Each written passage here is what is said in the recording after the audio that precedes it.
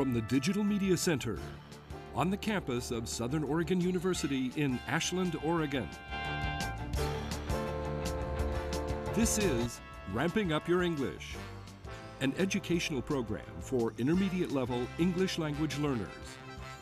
Here's your host for Ramping Up Your English, John Letts.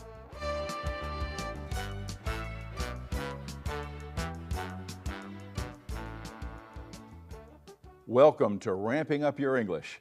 Ramping Up Your English is for English language learners from all language backgrounds who have already begun the process of learning English as their second language. It's a program for people of all ages. If you're seeking greater English proficiency, this program is designed to help you reach that goal. Ramping Up Your English is a support program for English learners who have already passed the beginning stages of learning English. We take a content-based approach to helping you reach higher English proficiency. We use English to teach English.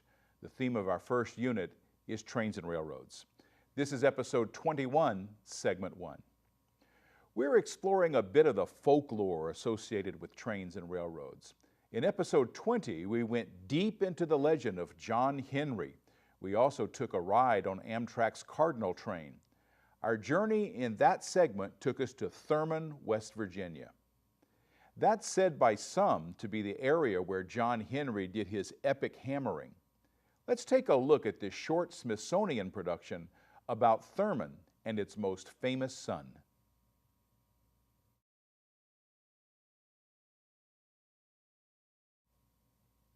If you watched episode 20, you saw scenes from Whitestone Motion Pictures about John Henry. It had an ending that was different from the traditional ending. There's a link to that video, as well as the one you just saw, on my website, letscreate.org. You'll also find links to Johnny Cash's version of John Henry's Hammer, as well as a couple of additional Johnny Cash train songs. We also have a link to Doc Watson's song about John Henry. Go to letscreate.org and choose the episode 20 page. In episode 19, we saw recording artists using trains as a metaphor for joining others in peace and love to make a better world. Trains are also used in music as a metaphor for the trip to heaven after life is over. Here's a song like that from a bluegrass group called Siskiyou Summit, with some footage of the Cardinal traveling through West Virginia.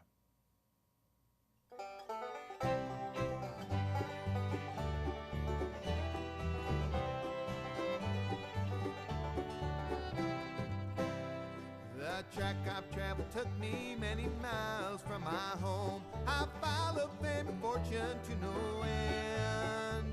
But when I found that I didn't win, I'd be setting out again. Now there's hope coming just around the bend.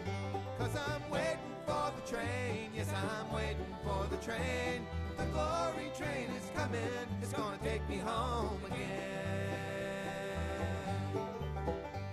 No matter what life gives me, I'm gonna stay right here. 'Cause there ain't no place I'd rather be. And when I see the signal and the track is safe and clear, that train to glory is gonna set me free. 'Cause I'm waiting for the train, yes, I'm waiting for the train. The glory train is coming, it's gonna take me home again.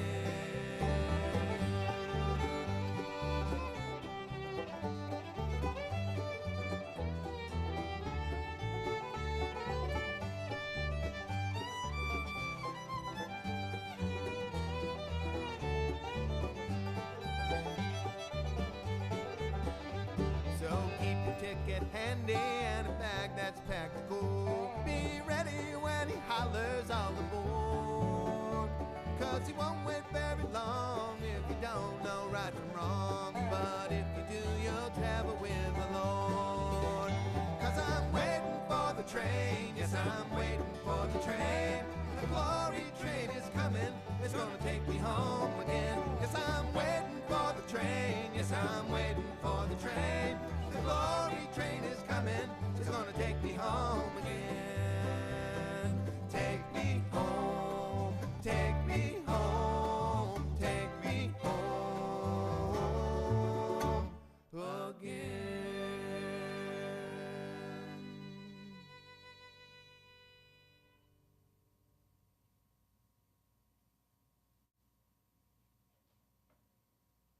Welcome back to Ramping Up Your English, a support program for intermediate level English learners who want to improve their English proficiency. If that's you, you're in the right place. So train songs are not always about trains, at least not the trains of this world. In the words, "Take me home again," has more to do with going to heaven than a travel across the country. If you understand this as a going to heaven song, your listening comprehension is getting pretty strong. Trains and railroad lore can be found in all kinds of music, folklore, fine arts, and movies. In this magazine, Kids Discover, we find our old friend John Henry driving steel. We'll also see the train robber Jesse James, not a hero, but a train robbery, that's part of this lore, and the heroic engineer Casey Jones. As far as movies go, one movie that's rich with references to train lore is Polar Express. That movie began with a book, the subject of today's Ramping Up Your English book review.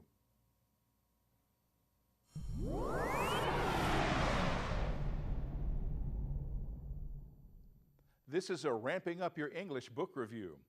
Reading a book about an instructional theme can make English more comprehensible. Seeing a movie based on that book can do even more to develop tools for English proficiency. If you want to have fun doing this, and I suggest making English learning as fun as possible, read Polar Express, written and illustrated by Chris Van Allsburg. This Caldecott Award winner takes readers on a wild fantasy train ride to the North Pole using much of the lore of American railroads. The story begins in Grand Rapids, Michigan in the 1950s. The plot begins when a boy awakes on Christmas Eve to see a train called the Polar Express. The conductor invites him aboard, and the adventure begins. I suggest reading the book first. It has beautiful illustrations that will provide many context clues for the readers. Then rent the movie to see how the story is treated, and of course to see the awesome special effects. A fun way of supporting your English acquisition is to read Polar Express. At the least, it'll be a fun experience, and you'll think of it every time you drink hot chocolate. For Ramping Up Your English, I'm John Letts.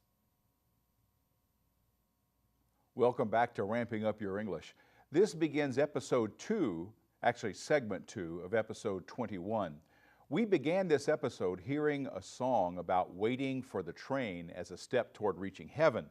In the next song, a group called the Doobie Brothers do a song entitled "Long Train Running."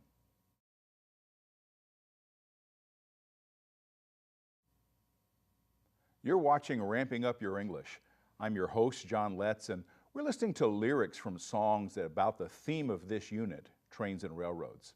Now, not every song you hear will have a clear meaning. I've listened to this song hundreds of times, but I'm still not real clear about its meaning. Something about Miss Lucy losing her home and family and coal trains. The chorus repeats, "Without love, where would you be now?" which is a fine message, but I'm just not sure how it all works together. Well, don't get too intense about finding the meaning of every song. Sometimes it's best just to turn it up and enjoy it, as I do this song when it comes on the radio. You may be wondering, where's the video clip of a train adventure? Well, it's coming right up after this.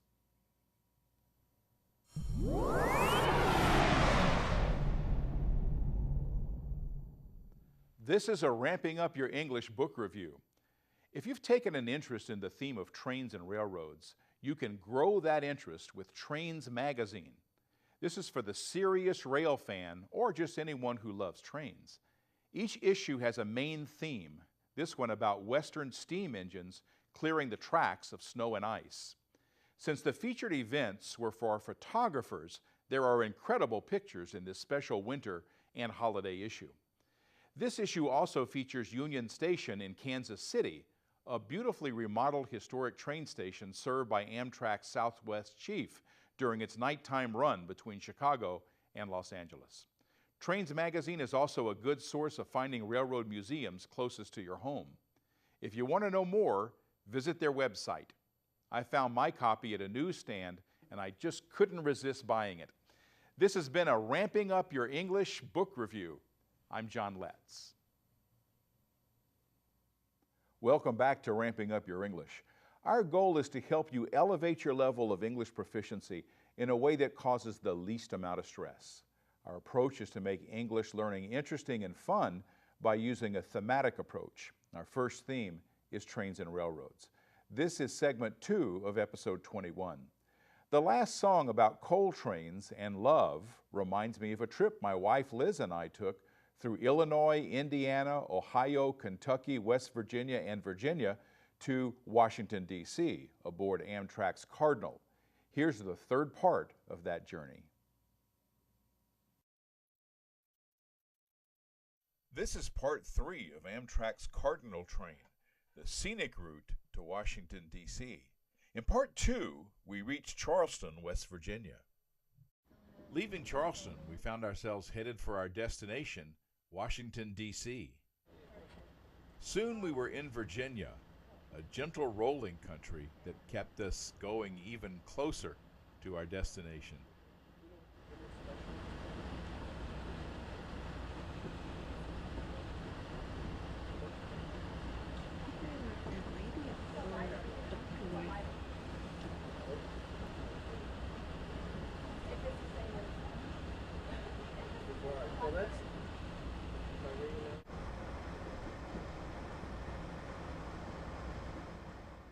As John Denver wrote, "Life is old here, so is death.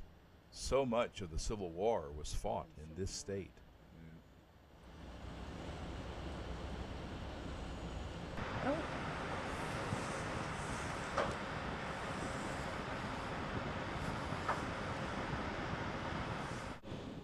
Now our excitement rose even more because here we are crossing the Potomac River.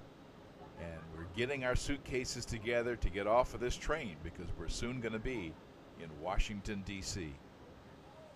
While the Cardinal went on to its end point in New York City, we explored our nation's capital. And then I can go here. And where are we here? Where are we? We are in Washington, D.C. at the National Mall. And no, we're not buying shoes here. We're looking at all the monuments and all the museums on our National Mall. West side. The wooden doors you see on the balcony are where every president since Ronald Reagan had their inauguration. The Washington Monument still towers over the mall, but in 2013 it was still being repaired for damage that it sustained during an earthquake. This is the Museum of Natural History, one of many Smithsonian Institute museums on the Washington Mall. Meet James Smithson, a wealthy Englishman who donated his entire estate to establish what has grown to be the largest museum and research organization in the world, the Smithsonian Institute. You can meet him. He's buried right here in the castle. Entrance into the Smithsonian Museums is free, so the crowds get pretty big. From the mall, we got this enticing view of the White House in the distance. Since Congress had imposed the sequester, our White House tour was canceled. This is from the vantage point of probably, well, we know thousands of people were here that had bussed into Washington, D.C. in 1963 to hear Martin Luther King right up there at the Lincoln Memorial give his "I Have a Dream" speech. We're standing on the spot where some people were standing listening to that speech. With the White House tour a no-go, the Lincoln Memorial became our main goal, so we're headed there on our first full day in the Capitol.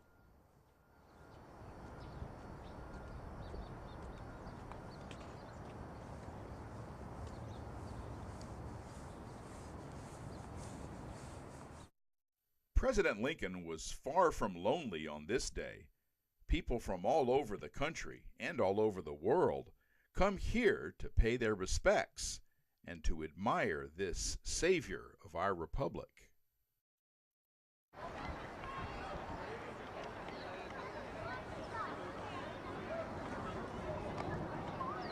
You ready?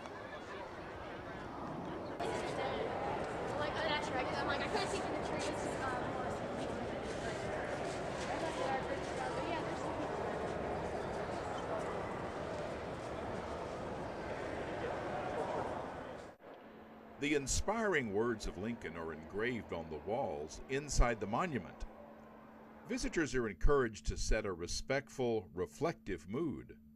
But all these people produce an energy of excitement and joy. And who can blame them to be in the symbolic presence of this great leader who held the country together during America's bloodiest war?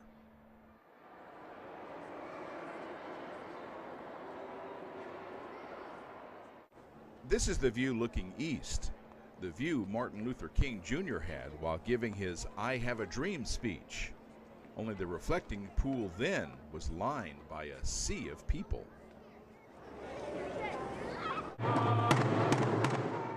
On the opposite end of the mall, 2 miles from the Lincoln Memorial, is the Smithsonian Institute's newest museum, the Native American Museum.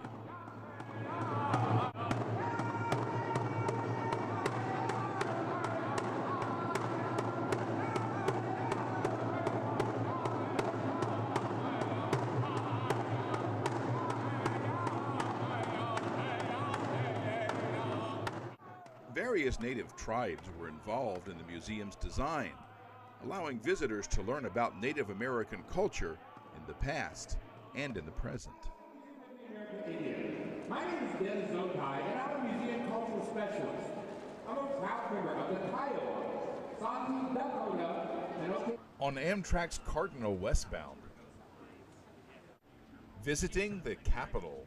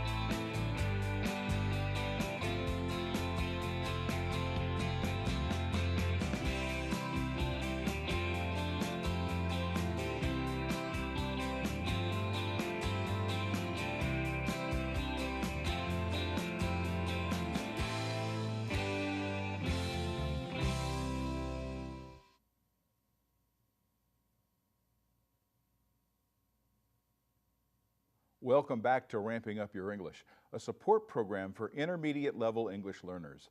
You can watch and download this program and others by visiting archive.org/details/rogue-tv. Choose Ramping Up Your English from the sidebar or choose my name, John Letts. You can see this program on Channel 15 in Ashland and Channel 182 on Charter Cable. This is Episode 21, Segment 3. We're going to do a little vocabulary work before we leave.